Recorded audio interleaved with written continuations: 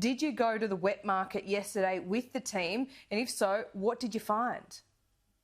Well, we did go yesterday to two markets. The first was a large wholesale market that distributes to many other smaller markets in this part of China. And then after that, we visited the Wuhan wet market, which was very much associated with a lot of cases very early in the outbreak. That market, of course, is closed.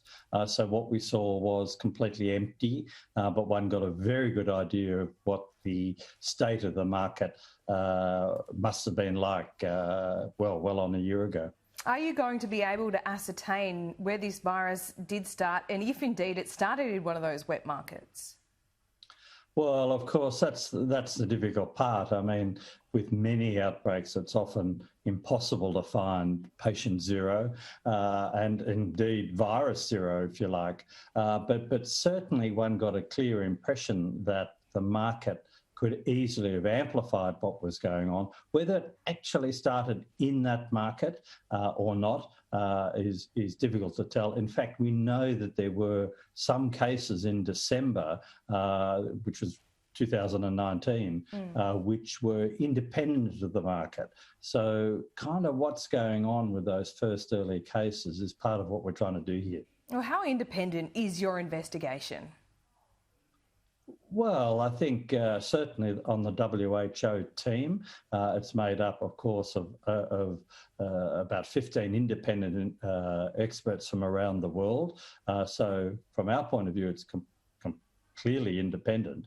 We've been given every cooperation from the Chinese side as part of this joint investigation, and we're digging deep into some of the data that they're providing.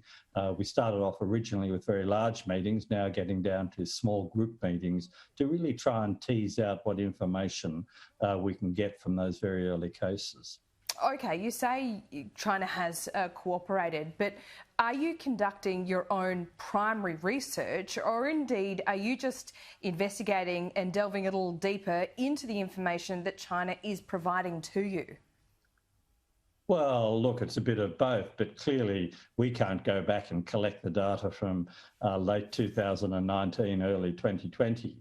So, of course, we're reliant on the work that they have done. So we're really now starting to get down to going through almost case by case of those early cases with the information they've provided. We've seen, for example, the kind of questions they asked of people and so on. Obviously, we can't repeat those because, of course, some of those patients have died and all of that sort of thing. But look, I think one's reasonably confident that we're getting the information that China collected at that time.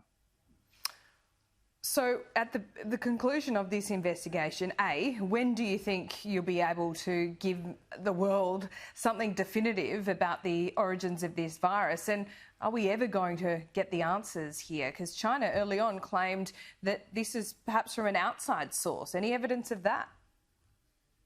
Well, look, there have been a whole range of hypotheses or ideas put forward as to the origins of this. To be honest, understanding the true origins of viral outbreaks like this often takes years. This is what happened with, for example, SARS back in 2003.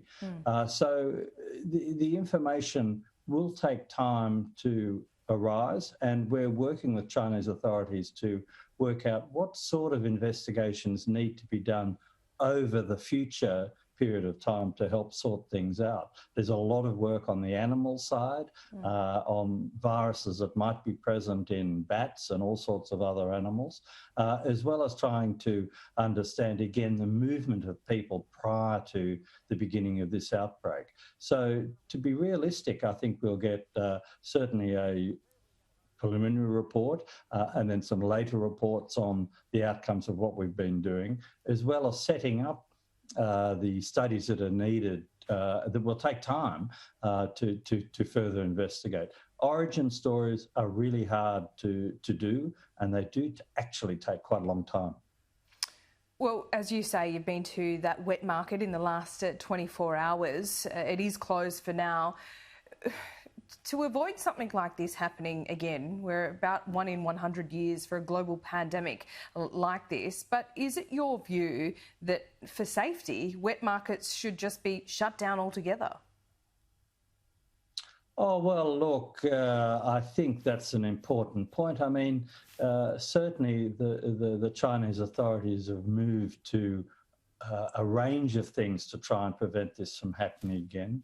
For example, things like there's no live poultry anymore. Those poultry markets have been closed, and that was because of things like bird flu and so on some years back. I think also, from what we saw in the wholesale market, there's clearly a lot of work going in testing products from wherever they come to see what they might contain. So I think, the Chinese authorities logically are quite obviously aware of the dangers of animal and human interactions like most of us. I'm sure they've got work to do, but they're clearly thinking along those lines. And I think looking at how markets are run and how they're constructed, I believe is part of their thinking now. Do you suspect that you're being monitored by Chinese authorities while you're there?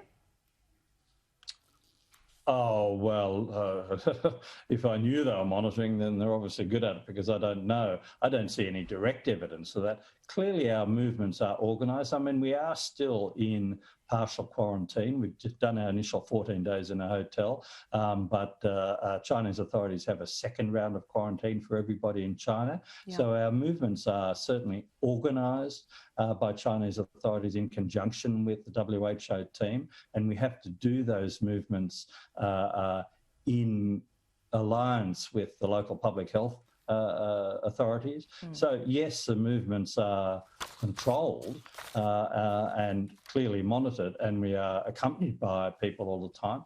But I think that's necessary, to be honest. Well, just finally, Professor, one of the list of grievances China put forward to Australia, and you're aware of the Frosty relationship at the moment, was the fact that Australia was one of the first to call for an investigation that you are now a part of. As an Australian in Wuhan at the moment, are you receiving any of that frostiness? Are you seeing it firsthand? Oh, not at all. No, look, at the superficial level, authorities and the people we've met have been perfectly welcoming and pleasant and hospitable. So for that, we're grateful. I think it's important to remember that with these WHO teams, we come as a group of international experts, if you like, and all the ideas about the country you come from or the viewpoints you might have are put aside, if you like, for the team's good. So there's no discussion about what country you come from or if you come from a certain country, you're treated in any other way. I mean, obviously they know I'm from Australia, but I've not had any problems whatsoever.